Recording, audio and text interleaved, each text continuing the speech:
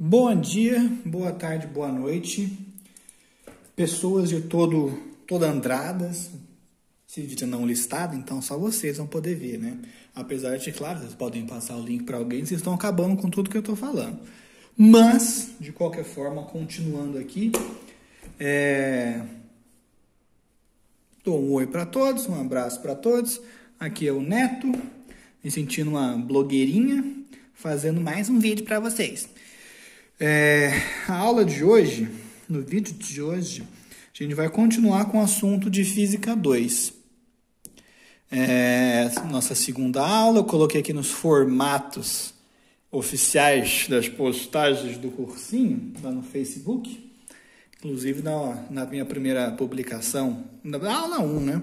Eu não coloquei de qualquer jeito lá, depois tive que ficar ouvindo a Jéssica falando. Que vergonha, Neto. Você é um dos fundadores do cursinho, você vai lá e me escreve um negócio fora do formato. A Jéssica é brava, gente, mas vocês devem saber já. Enfim, sem ficar enrolando muito, as minhas aulas estão muito longas, eu quero fazer a coisa mais rápido, para não ficar tão maçante para vocês também, de ficar uma hora e meia vendo eu falar, nem vendo eu falar, vocês ficam ouvindo, pior ainda, vocês não vê a cara de tonto que eu faço. E é melhor para mim também, que eu tô com fome já, meus pão de queijo estão assando. Então vamos lá, a gente vai ver dilatação térmica hoje. Mas antes da gente ver dilatação térmica, a gente tem que preparar a matemática que a gente vai usar. E aí já ficou com medo, meu Deus, matemática é muito difícil, fiquei nervoso, coloca uma musiquinha para relaxar. Coloquei. Olha a musiquinha gostosa tocando, vamos lá. A matemática não é difícil, mas é uma matemática diferente, que a gente vai mexer com um número muito pequeno. E não vai dar para vocês ficarem escrevendo sempre 0.000002. Vocês vão errar de contar tanto zero assim.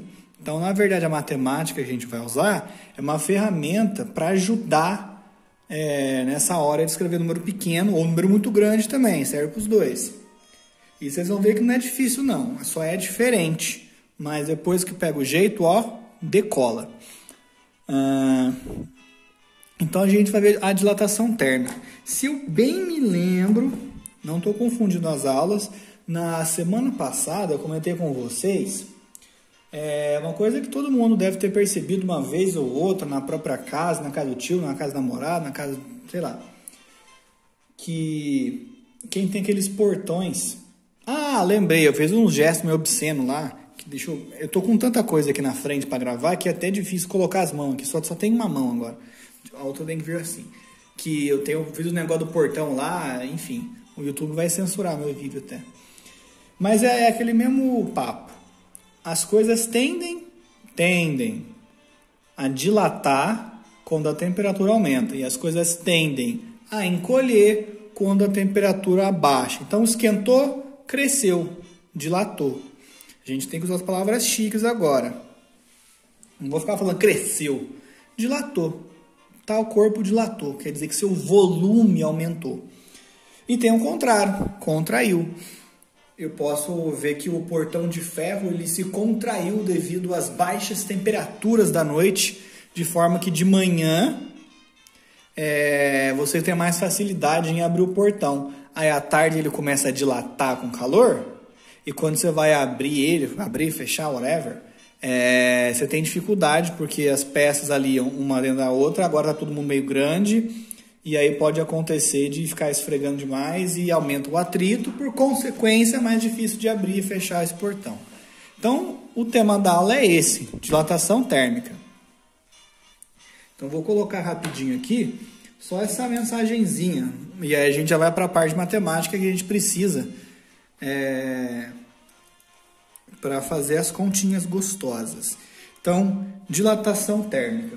Eu quero passar um pouquinho de teoria mesmo para vocês sobre esse assunto.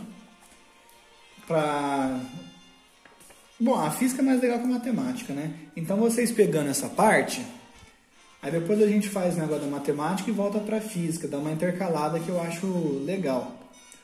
Então o que acontece? Uma coisa importante para a dilatação térmica, eu vou até começar com isso agora, depois a gente vai para a parte matemática. Eu vou dar um exemplo e vocês respondem aí mentalmente o que vocês acham. Eu estou falando que o portão, por exemplo, ele pode dilatar com calor. Dilatar com calor, contrair com frio, é a mesma coisa, tá? O que importa é o tamanho, o volume aumenta de acordo com a variação de temperatura. Então, acaba sendo mais fácil lá sempre que as coisas estão ficando mais quentes, e aí o volume aumenta, mas nem sempre. Às vezes diminui, dependendo da substância. Então, agora eu quero que vocês pensem no seguinte. Falei do portão lá que vai dilatar com calor. Agora pensem com uma régua. Eu tenho uma régua, peraí. Cadê a minha régua? Achei. Eu tenho essa régua aqui. Ela tem 30 centímetros. Beleza. Trintão. E ela é de plástico, mas vamos supor que ela fosse de metal. A gente vai ver que o metal tem uma facilidade maior para se dilatar. Então, ela tem agora os 30 centímetros, está inteira aqui. Só que agora está fazendo menos 5 graus Celsius. E aí quando eu meço agora, ela tem 30 centímetros, eu sei que ela tem 30 centímetros agora. E aí eu vou esquentar ela. Quando ela tiver 50 graus Celsius, eu vou medir de novo essa régua. E, mas como é que você vai medir uma régua? Bom, tem outras formas de você fazer medição sem ser usando régua. A gente entra nesse assunto mais para frente. Na verdade, essa é a parte mais laboratório e tal, não é muito abordado no ensino médio. Mas quem tiver curiosidade, pode perguntar para mim depois. Então, vamos lá. Aí eu esquentei essa régua, ela tinha antes os 30 centímetros, estava certinho. Aí eu esquentei ela dilatou. Aí eu meço agora, ela tem 31. Então, obviamente, eu tô achando que ela tem 30, porque não apareceu mais um númerozinho aqui depois do 30 para 31. Continua com 30. Então, o que acontece é que o espaçamento entre os centímetros aqui, 13, 14, 14 para 15, 15 para 16, agora não é de verdade 1 centímetro. Então, essa régua nem presta mais, porque ela não consegue me dizer qual tamanho é o equivalente a 1 centímetro. Mas tudo bem. A questão ela aumentou em 1 centímetro, tá bom? Para facilitar aqui as contas, que eu vou fazer umas continhas mentais com vocês, vamos supor que ela tivesse aumentado 3 centímetros, que aí foi de 30 para 33. E o 3 é 10% de 30, então a gente pode dizer que aumentou 10%. A cada 10 centímetros, aumentou 1. Fácil. 10%, 1 centímetro. Agora eu quero que vocês peguem uma barra do mesmo material da régua, pode ser ferro. Uma régua de ferro é foda, mas não tem problema. No nosso mundo ideal das ideias dos experimentos mentais aqui, qualquer coisa é possível. Você pegou agora uma barra de ferro, dessas de construção, tem 3 metros. E você fez a mesma coisa. Ela tinha 3 metros com menos 5 graus Celsius. E agora a 50 graus Celsius vai medir de novo o tamanho dela. Ela não tem mais os 3 metros. E é o mesmo material. Vocês acham que ela vai aumentar os mesmos 3 centímetros porque é o mesmo material? Então ela tinha 3 metros. Passando tudo para centímetro, ela tinha então 300 centímetros. Agora ela tem 303. Será que é isso? Ou será que ela vai acabar aumentando mais, porque o tamanho dela é maior? Pensem aí. Eu vou contar aqui, ó. 5, 4, 3, 2, 1, 0. Então, vocês devem ter pensado aí que não faz muito sentido elas terem aumentado a mesma quantia, porque os tamanhos originais delas são diferentes. O que a gente observa é exatamente isso. O que se mantém de material para o outro é a porcentagem. Então, se essa régua aqui, desse material de ferro aqui, ela aumentou 10%, então a barra de ferro vai aumentar 10% também. Só que 10% de 30 centímetros é 3 centímetros. 10% de 300 centímetros são 30 centímetros. Então, a barra de ferro de 3 metros, ela aumentou 30. Ou seja, essa própria régua aqui. Tudo isso aqui aumentou por conta desse aumento de temperatura. A gente vai exemplificar coisas mais detalhadas mais para frente. O que eu quero que vocês percebam, então, é que tem uma relação entre o quanto você aumenta e o quanto você tinha. Se você tinha uma coisa muito pequena, ela vai aumentar pouco. Se você tem uma coisa muito grande, ela vai aumentar um pouco mais. Mas a porcentagem ela pode ser mantida se for o mesmo material ou material que tenha propriedades parecidas, né? E é isso que eu vou colocar aqui para vocês.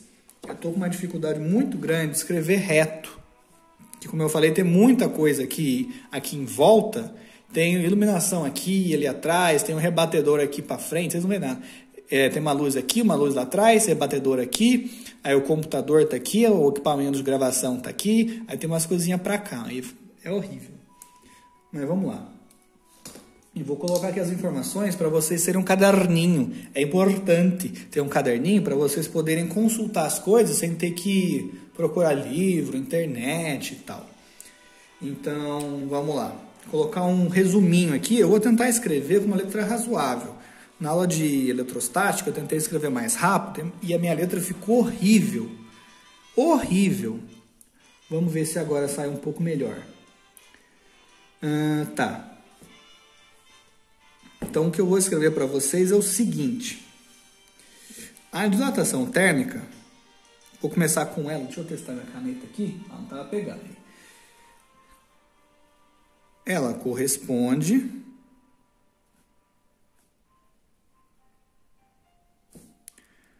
a um aumento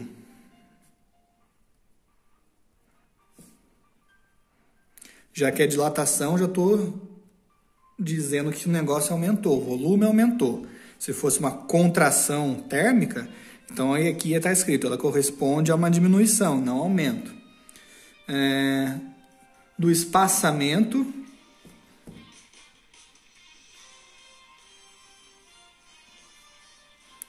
é difícil escrever com uma letra boa assim, viu?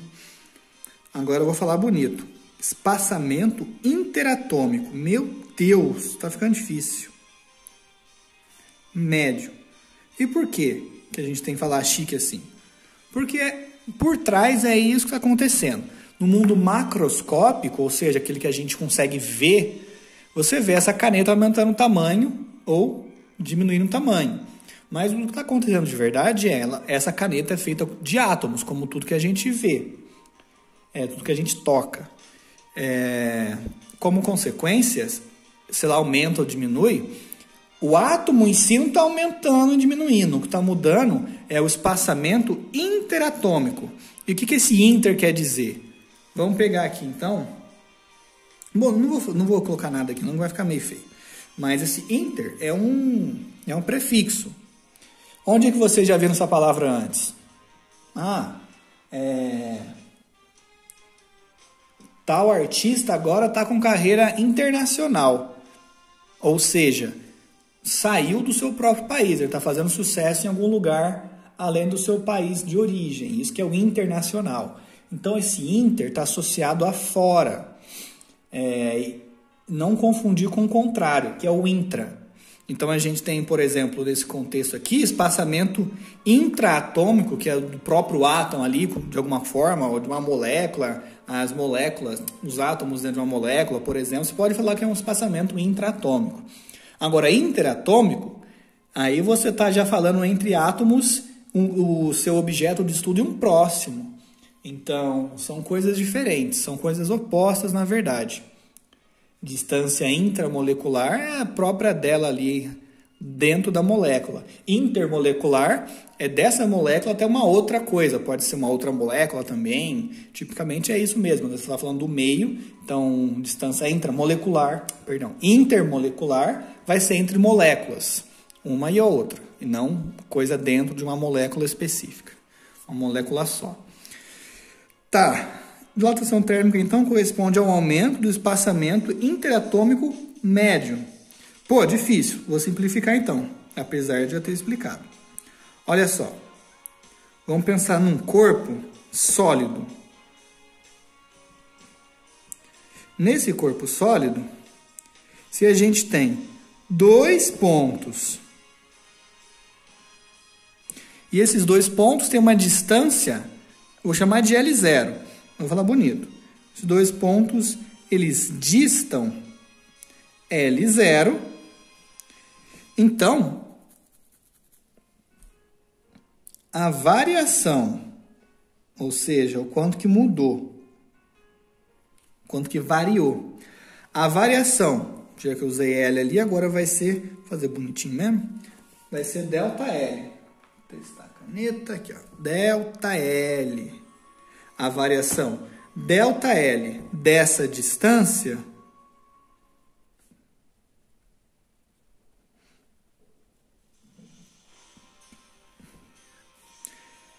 ela é, o que é importante vai ficar aqui em vermelho, proporcional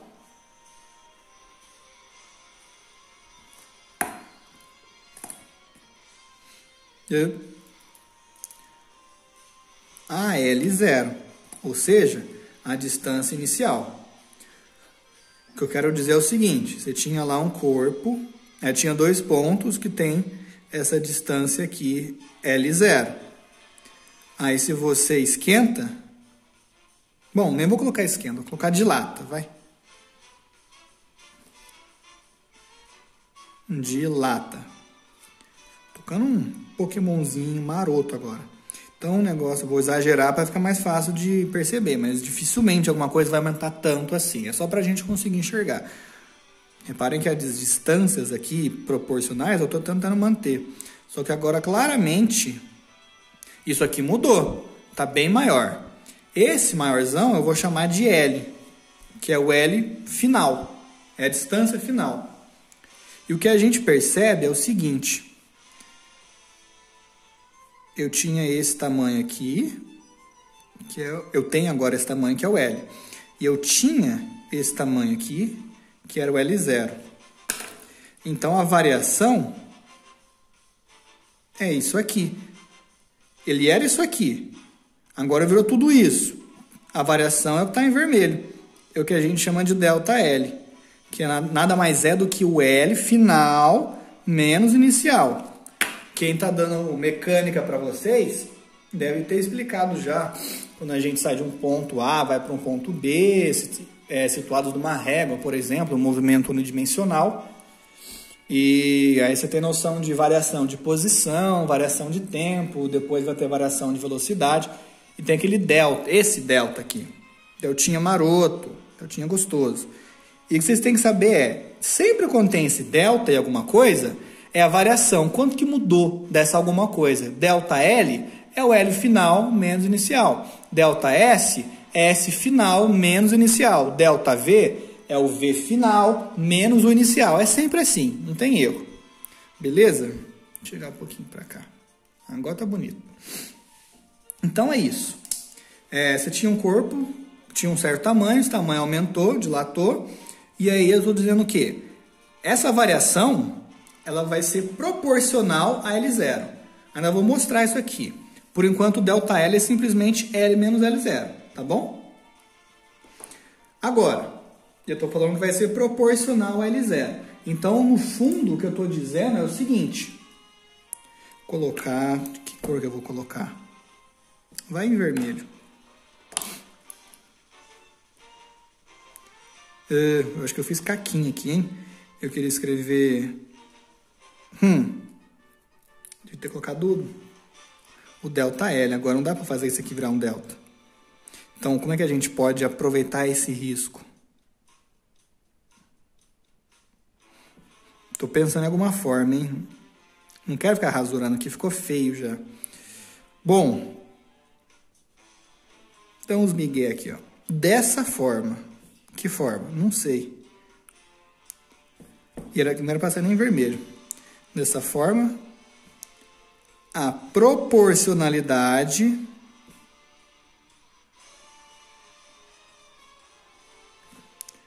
entre quem?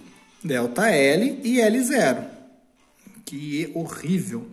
ΔL e L0 fica. Ó, destaquei uma frase inteira em vermelho, não era para fazer isso, errei, ficou feio, desculpa. Enfim, ΔL é proporcional, acho que vocês já viram esse símbolo em algum lugar. Esse símbolo bizarro parece um alfa, mas não é. Esse símbolo bizarro Está dizendo que é proporcional. ΔL é proporcional a L0. Estamos falando isso daqui. Ou seja, se ΔL aumenta, vou fazer bem fraquinho aqui, porque eu não quero que o negócio fique feio. Se aumentou aqui, aumentou aqui. E além disso,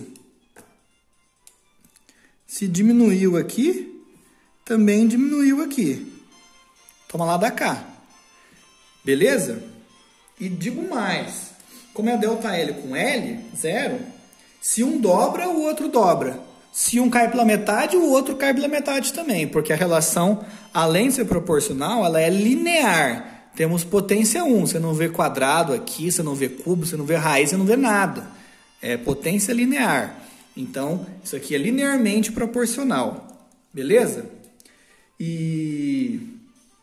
Tá, isso aqui é importante.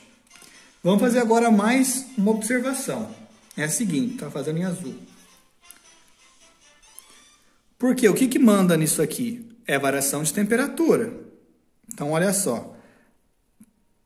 Para uma variação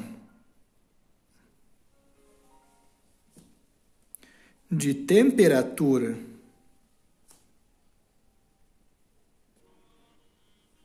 nossa, a música é boa demais. Que eu vou usar aqui ΔT.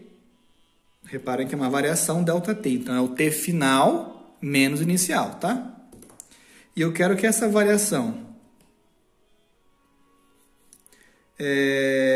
ela seja suficientemente pequena para uma variação de temperatura ΔT suficientemente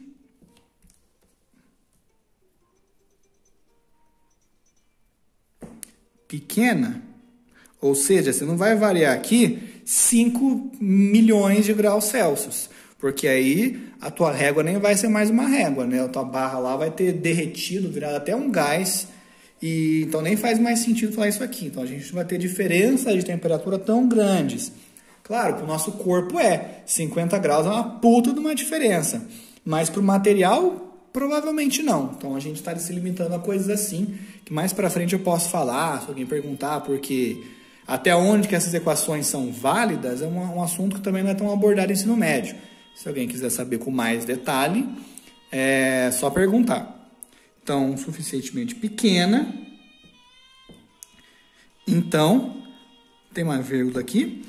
A variação ΔL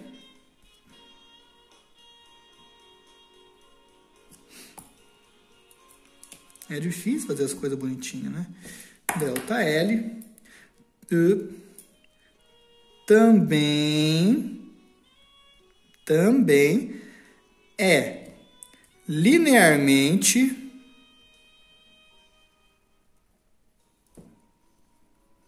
proporcional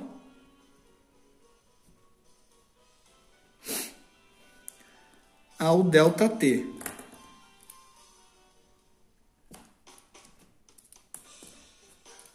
Então, o que eu estou dizendo agora? Vou fazer em preto. Eu já tinha que o ΔL ele era proporcional a L0. E agora eu falei também que o ΔL é proporcional a ΔT, para um certo regime ali de temperaturas. Então, temos essas duas relações. Tudo que é proporcional, vocês vão ver isso em matemática, você consegue fazer essa relação de proporcionalidade virar uma equação, ou seja, uma coisa igual a outra. Basta você inserir uma constante de proporcionalidade. E é isso que a gente vai fazer agora. Então, esse ΔL, agora ele vai ser igual a alguma coisa, uma certa constante de proporcionalidade, vezes o L0, vezes o ΔT. Então, reparem que se o L0 dobra, bom, ficou meio estranho falar isso. Se você tem um L0, aí o seu ΔT é muito grande, isso reflete aqui no ΔL. Aí você troca de material com o mesmo ΔT. Você trocou para o dobro aqui de L0. Aí isso aqui vai ser o dobro também, tá bom? E o que a gente coloca aqui no meio? Uma constante, a constante de proporcionalidade que eu tinha falado. I É o alfa. Não confundam com esse símbolo feinho aqui. Esse aqui é bonitinho, esse aqui é feinho. De proporcionalidade. Isso aqui é alfa, é uma letra grega. É a primeira letra grega. Tá bom? Então temos agora uma equação. Equações são mais legais porque a gente tem, obviamente, o sinal de igual, temos igualdades. Permite com que a gente calcule as coisas. Simplesmente relações de proporcionalidade nem sempre passam para a gente tanta informação quanto uma equação. E quem que é esse alfa aqui? Quem que é esse alfa aqui? Vou colocar aqui para ninguém esquecer. Constante de proporcionalidade. Eu vou escrever em azul. Constante. Tem uma coisa aqui me incomodando a caneta. Eu vou dar uma limpada nela. Aí. Constante de proporcionalidade. Nossa, essa parte da música é muito boa. Escuta aí.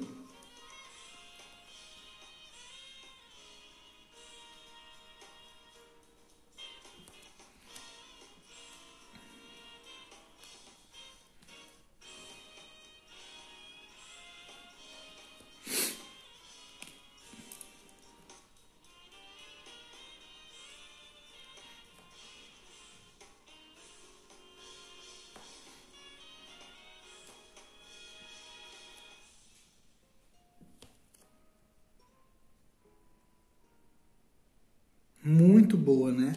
Tá todo mundo arrepiado agora. Bom, enquanto isso, eu não perdi tempo e eu já coloquei aqui algumas informações. Como eu falei, esse alfa é uma constante de proporcionalidade e eu vou falar mais sobre ele, né? Agora falando da parte mais detalhada de cada membro dessa equação. O ΔL, vamos começar com o L0. O L0 era um tamanho, uma distância entre dois pontos. Ou seja, um tamanho de uma régua, um tamanho de um fio, alguma coisa em uma dimensão. Não estão mexendo com duas. Ou seja, não tem nada tipo placa aqui. Tudo que tem, na verdade, é unidimensional, tá bom? A gente vai ver placas e cubos mais para frente. Então, era uma distância. O ΔT é uma variação de temperatura. O L0, com uma distância, pode medir em centímetros, em milímetros, em metros, quilômetros. Meio difícil. Mas você tem essa liberdade. É uma distância. É melhor você colocar em metro? Porque é o sistema internacional. Mas não precisa. Por quê? Tem que ter uma justificativa muito boa, porque a gente sempre fala para usar tudo no sistema internacional. E é o seguinte, como a gente tem uma distância aqui e uma distância aqui também, o que acontece se você colocar centímetro aqui, não tem problema, porque um corta o outro. Milímetro aqui, também não tem problema, porque um corta o outro. Agora, se colocar metro aqui e centímetro aqui, aí dá problema. Então, você pode colocar qualquer unidade que você quiser de distância. No entanto, tem que ser coerente. Colocou aqui, vai ser aqui também. Beleza? O ΔT, a variação de temperatura, como a gente viu na outra aula, o que a gente mais vai usar são duas escalas. Um grau Celsius e Kelvin, que é a escala absoluta. Tá bom? Agora falta falar sobre o alfa. Eu vou mostrar para vocês qual que é a unidade do alfa, porque aqui a distância você mede com uma régua, aqui a temperatura você mede com um termômetro. E o alfa? O alfa ali é calculado a partir disso. É uma grandeza que depende de outras grandezas, tá bom? Então, o que a gente tem, quando eu coloco esse símbolo aqui, esse colchete, o que eu estou querendo dizer é a unidade. Então, aqui eu estou dizendo, a unidade de alfa é dada em quê? Grau Celsius, podem ver o grau, C de Celsius, e tem o -1. Por que isso? Se você pegar essa equação, vou jogar ela aqui para cima, em azul. Então, vai ficar horrível passar aqui por cima, né? Mas é a vida. Eu vou isolar agora o alfa, como se a gente quisesse calcular ele. Então, vamos colocar ele aqui como quem não quer nada. O alfa vai ficar, então, ΔL dividido por L0 vezes ΔT. Agora, a gente pode analisar essa equação aqui. Se a gente for colocar as unidades para cada um deles, aqui vai ficar a unidade que você escolheu. Para a distância pode ser metro, centímetro, milímetro, qualquer coisa assim. E a outra que tem que ser igual aqui para ele 0. Então, centímetro com centímetro, metro com metro, como eu tinha falado. Então, vai cortar. Vai sobrar quem? A unidade embaixo, de temperatura. Ou seja, não importa qual unidade você escolha para a distância, sendo coerente para pegar as duas iguais. O que vai determinar a unidade do alfa é quem você escolheu para a temperatura. Pode ser graus Celsius a menos 1 ou o Kelvin menos 1, qualquer outra unidade, né? Mas o legal do Kelvin e do Celsius é porque eles variam da mesma forma. Então, se subir 1 grau Celsius, subiu 1 Kelvin. Então, a gente pode usar igualdade. Tanto faz se você falar que o seu alfa vale alguma coisa, o número, grau Celsius a menos 1, ou o mesmo número Kelvin a menos 1. O mesmo não vale para o Fahrenheit, por exemplo. Agora, esse tal número, como é que é? Dou um exemplo aqui do vidro. O seu valor varia de 4 a 9 vezes 10 a menos 6 graus Celsius a menos 1. É assim que a gente escreveria. Mas, que número aqui é esse? Esse número, vamos pegar de 4 a 9, vou pegar o meio termo, vou pegar o 6. Então, seria 0, que tem 6, né? 1, 2, 3, 4, 5. E agora o sexto número. Então, coincidentemente é 6, né? É isso aqui, graus Celsius a menos 1. Então, vocês podem ver que é um número muito pequeno. Fazer conta com tanto zero assim, uma hora você vai errar por conta de contar zero mesmo. E é um erro bobo. Então, o que a gente faz é usar notação científica para escrever esses números, para ficar mais fácil para a gente. Então, agora eu vou dar uma pausa aqui e eu vou mostrar como que a gente trabalha com notação científica, já que a gente volta. Deixa eu pegar aqui minha colinha.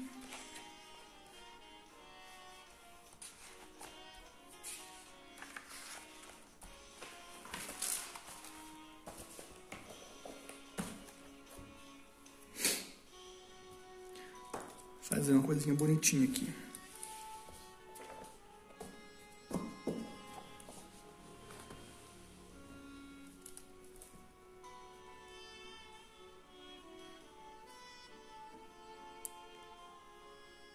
Notação científica.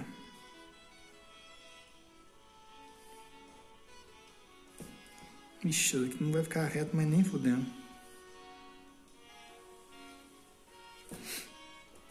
Em primeiro lugar, a gente vai estar sempre usando potências de base 10. E como que a gente escreve? Como é que eu consigo escrever um número em notação científica?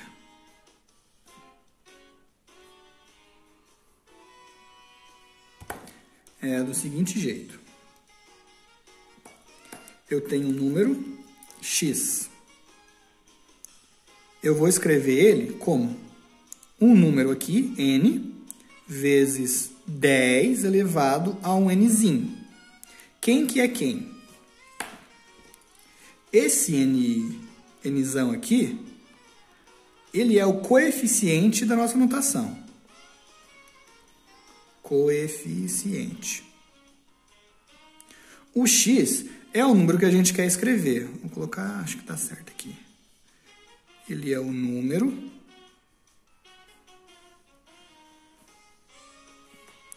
a ser escrito. O nzinho, ele é o expoente da potência que a gente falou que vai ser base 10. Então, ele é o expoente. Tá aparecendo aqui? Tá. Expoente da base 10. E assim a gente fecha. Então, tem um número a ser escrito x. Eu vou escrever como um outro número, que é um coeficiente, vezes 10 elevado a n, onde esse n é o expoente da base 10. tá bom? A gente tem umas regrinhas. Uma regrinha importante é esse número n, o número nzão, ele deve ser menor do que 10 e maior do que 1. Então, ó, ele deve ser, começar de baixo, né? Maior do que 1 e menor do que 10. Por quê? Porque a nossa base é 10, então ele tem que estar nesse regime, entre 1 e 10. Opa, menor do que 10. Se ele é maior do que 10, compensa aumentar aqui o expoente, como eu vou mostrar. Se ele é menor do que 1, compensa diminuir o expoente, como eu também vou mostrar. Então, ó, a gente tem agora essa relação. O 1 tem que ser maior do que o n e o n tem que ser menor do que 10. Tá bom? N entre 1 e 10. Não vou falar muito aqui desses sinais na equação, porque senão, se for ficar explicando tudo, a sala vai ficar gigante. Já estamos com quase 40 minutos. Meu Deus do céu. Então, vamos ver alguns exemplos aqui. Estou fazendo com azul.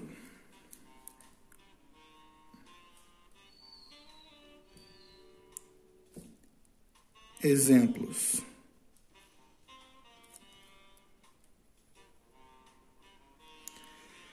Vou colocar um número. 0,05. Como que eu escrevo esse cara? Então, ele que é o meu x. Reparem que a gente vai procurar números que sejam diferentes de 0. Então, aqui tenho 2 zeros e o 5. Então, esse 5, ele que vai fazer o meu papel do n. Eu coloco ele aqui. 5 vezes 10.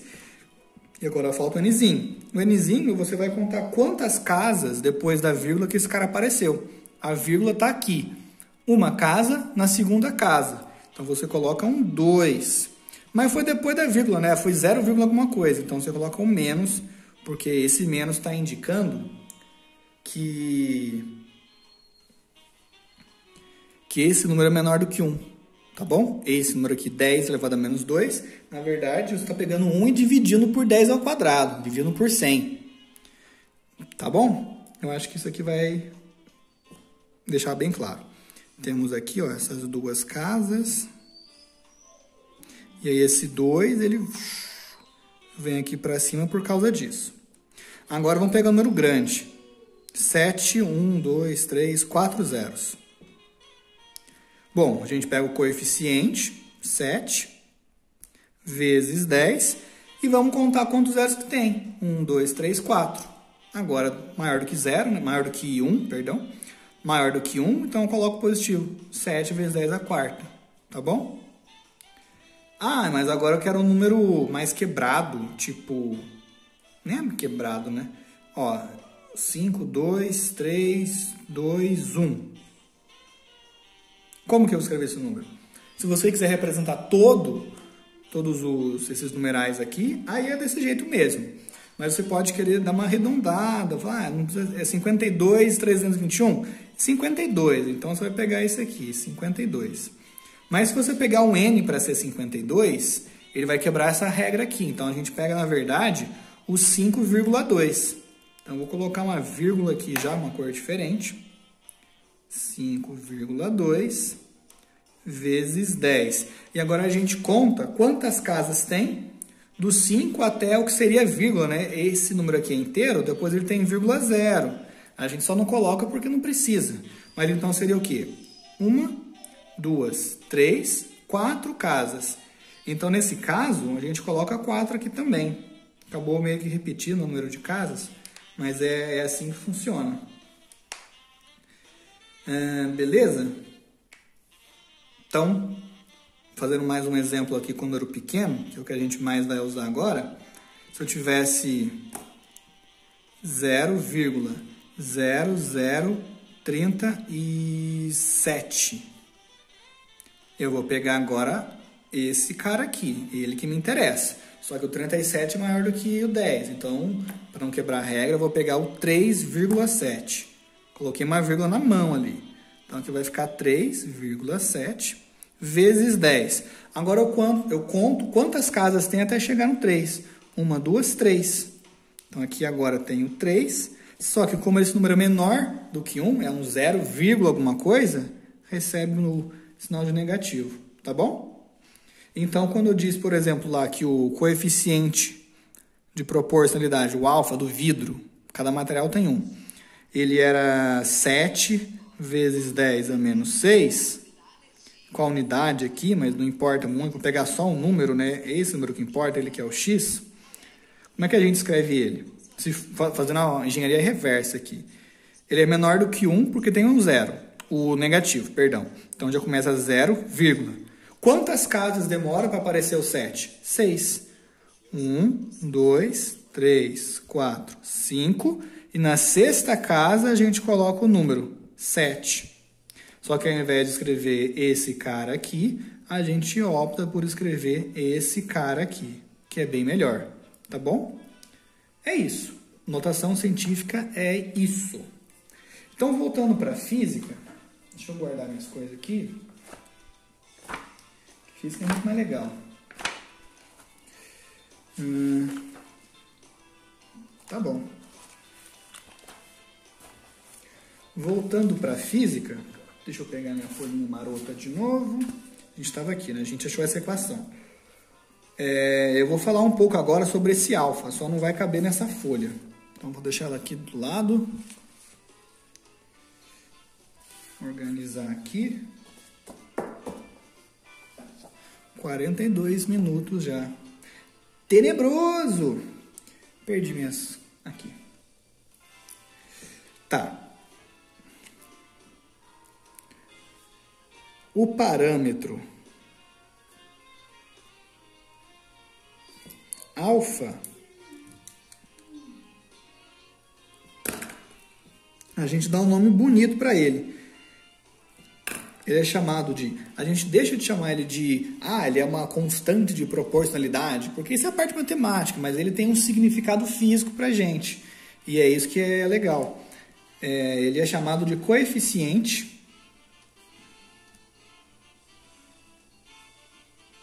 de dilatação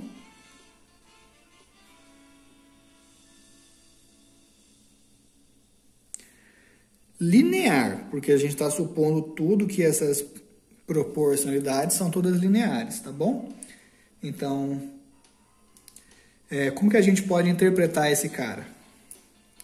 O parâmetro alfa é o coeficiente de dilatação linear, que pode ser interpretado na física. A gente tem que interpretar tudo, porque a física usa matemática para conseguir explicar os fenômenos de uma forma mais quantizada, né? Mais quantitativa, para ser mais preciso. Então a gente tem que não só dominar a matemática, mas fazer ela se curvar a física e a gente entender o que cada termo significa, o que cada termo representa.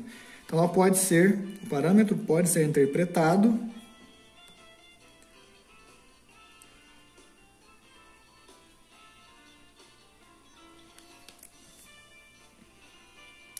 como?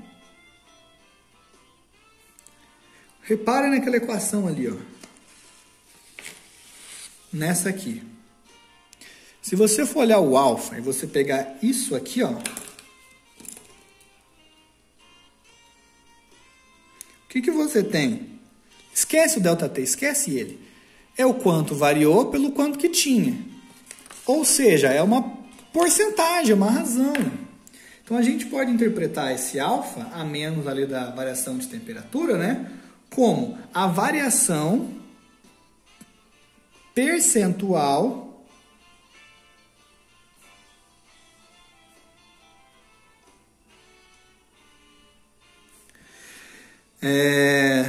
do comprimento do nosso corpo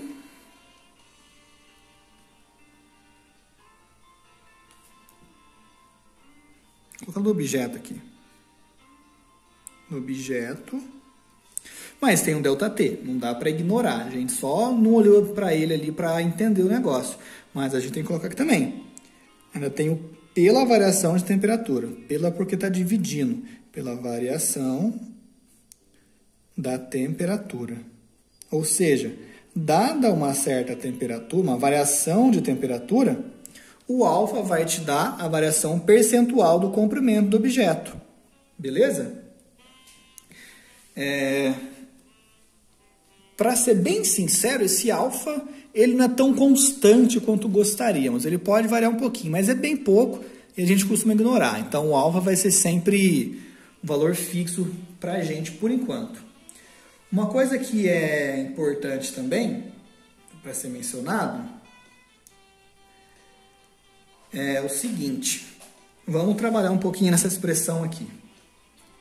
A gente tinha o ΔL, que era igual a L0, alfa ΔT. Agora eu mudei a ordem, passei o alfa para o meio, mas ok. E quem que é ΔL? É L menos L0, que é igual a L0, alfa ΔT. Beleza? Agora, muitas vezes eu não estou tão interessado na variação ΔL. Quanto que aumentou? Aumentou 1 centímetro. Não, eu quero saber o tamanho final do negócio. Então, o que eu quero saber é o L. Então, eu vou usar essa equação aqui para isolar o L. Vai ficar, então, que L é igual a L0. Passei esse L0 para o outro lado. Veio positivo. Mais L0 alfa ΔT. Tem um L0 aqui, tem um L0 ali. Então, o que eu posso fazer agora... vermelhinho, né? É isolar, perdão. É colocar em evidência esse L0. Vai ficar L0, 1 mais o resto que está ali. Alfa ΔT. Então, essa equação aqui, ela já dá direto o tamanho final da barra. Tamanho final. E aqui é o tamanho inicial. O alfa, acabei de explicar, é o ΔT, a variação de temperatura, tá bom? Então é assim que você consegue calcular direto o tamanho final. Que equação é melhor? Essa aqui ou essa aqui? Não tem uma melhor. Depende do que você quer. Se você quer a variação, essa aqui é direto. Se você quer o final, essa aqui é direto. Mas como você sai de uma para chegar na outra, não tem uma melhor do que a outra, elas passam a mesma informação. Só estão evidenciando uma grandeza diferente. ΔL ou L, tá bom? E mais sobre o alfa, cada material tem um alfa diferente. Tudo bem? Então, eu acho que eu tenho uma tabelinha aqui, deixa eu procurar.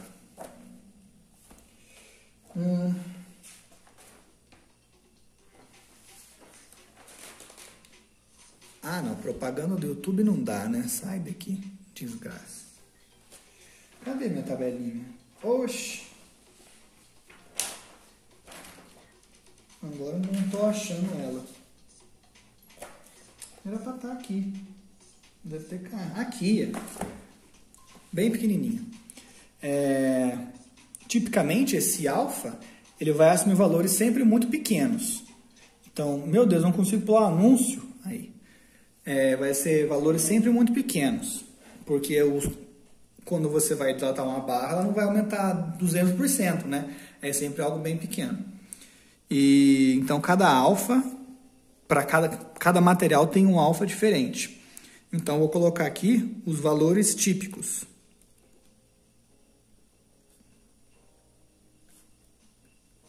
Para vocês terem ideia do tamanho desses caras. Valores típicos de alfa.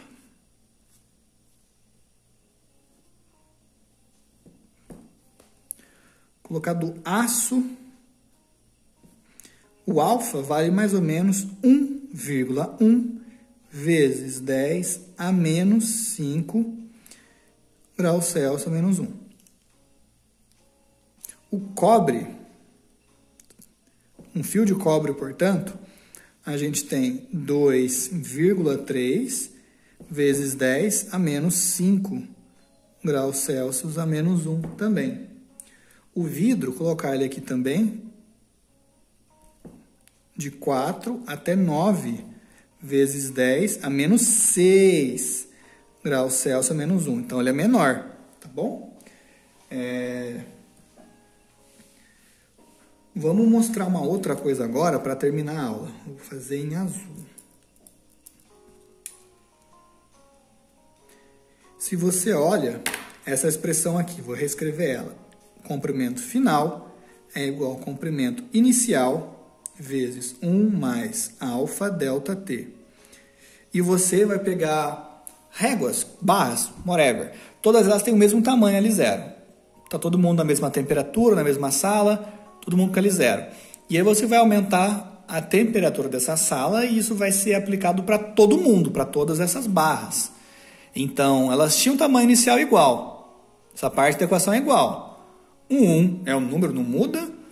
O ΔT também eu estou dizendo que é igual. Então, o que vai acontecer? O alfa diferente leva a um L diferente. Então, para cada material com um alfa diferente, eu tenho um L, ou seja, um comprimento final diferente também. Então, pode acontecer de materiais diferentes terem o mesmo alfa, portanto, se comportam da mesma forma. Mas, tipicamente, esses valores são um pouquinho diferentes. E o que eu quero notar é o seguinte. Olha o alfa. Se ele aumenta, o L aumenta. Certo? Agora, se o alfa diminui, o L também diminui. Beleza? Tudo bem? Isso diz alguma coisa pra gente.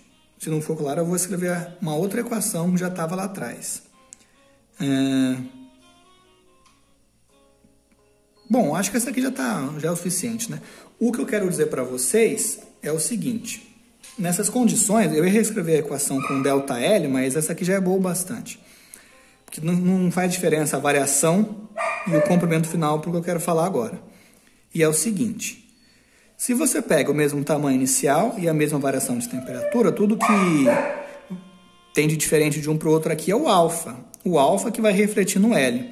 Então, reparem que, para as mesmas condições, um alfa maior quer dizer um comprimento final maior.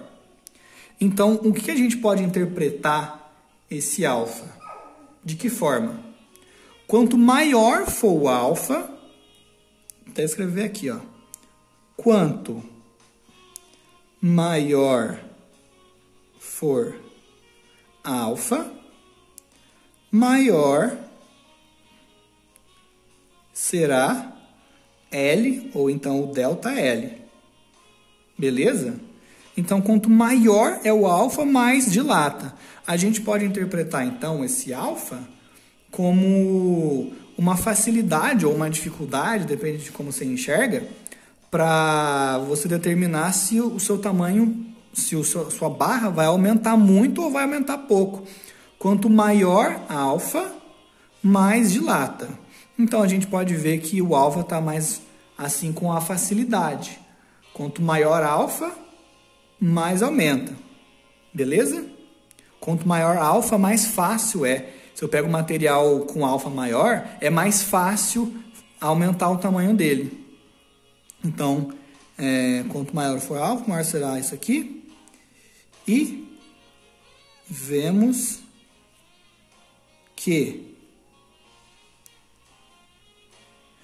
O que eu acabei de falar? Como é que eu escrevo o que eu acabei de falar? O alfa está associado à facilidade de aumentar a barra. Vou escrever isso. Vemos que alfa diz a facilidade em dilatar a barra.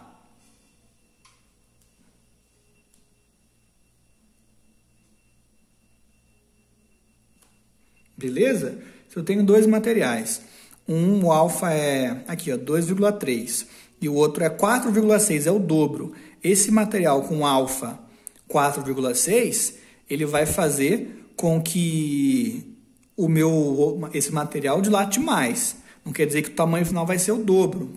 Por isso que eu até queria usar outra equação, porque aí a gente não tem esse 1 aqui. O ΔL, ele é igual a L0 alfa delta T. Então, agora sim, se você tem esse cara é igual para os dois, esse cara é igual para os dois, mas o alfa não. um tem 2,3, o outro 4,6, então um é o dobro do outro. Então o ΔL vai ser também o dobro do outro. Quem tem o dobro do alfa vai ter o dobro do ΔL. Então a gente vê que o alfa está associado à facilidade em dilatar a barra, nas mesmas condições para L0 e ΔT. Quem tem o alfa maior dilata mais percentualmente, tá bom? Bom, por isso vai ser hoje. Eu vou passar também alguns exercícios para vocês nos comentários. E aí vocês mandam para mim um feedback. Podem perguntar qualquer coisa ali nos comentários mesmo, eu respondo. E a gente vai tocando aí, beleza? Na próxima aula eu vou mostrar para vocês como que a gente usa essa teoria aqui para não só uma barra, mas também uma área, uma placa ou um volume, tá bom? A gente entra com mais detalhes. Por enquanto eu vou passar exercícios mais tranquilinhos e a gente vai dificultando com o tempo. Então, fica assim então. O nosso combinado é, vocês vão ligar, eu não atendo. Até mais!